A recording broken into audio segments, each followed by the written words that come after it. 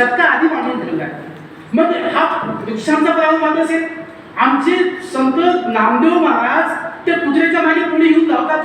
त्यांनी या सगळ्या प्राण्यामध्ये दया करा ही भूतदया सुद्धा सांगितली आहे. गाढवांना पाणी पाजण्याचे एकनाथ महाराज हे सुद्धा पर्यावरण सांभाळतात, ते भूतदया दाखवतात. एवढंच नाही तर आमची कानोपाला सुद्धा हरिणीचे पाडस व्याघ्र धरलेले तैसे झाले माझ्या जीवा. म्हणजे तिने तुलना केली आहे की माझ्या जीवनाची आज अवस्था कशी झाली आहे. जेव्हा तिला पकडून आणण्याच्या आधी तिने राजांनी एक सुंदर लावण्यवती गणिकेची मुलगी तिला सुद्धा सांभाळण्याचं काम केलं होतं. आणि एवढंच नाही तर कोरोनाच्या काळामध्ये जेव्हा जेव्हा साथी आल्या तेव्हा सुद्धा शिव काळामध्ये तुकारामांच्या काळामध्ये म्हणजे मध्ययुगीन कालखंडाचा पुढचा भाग जेव्हा अशा काही साथी आल्या तेव्हा तुकारामांना आपण मरण दिसून तर नाही आलं.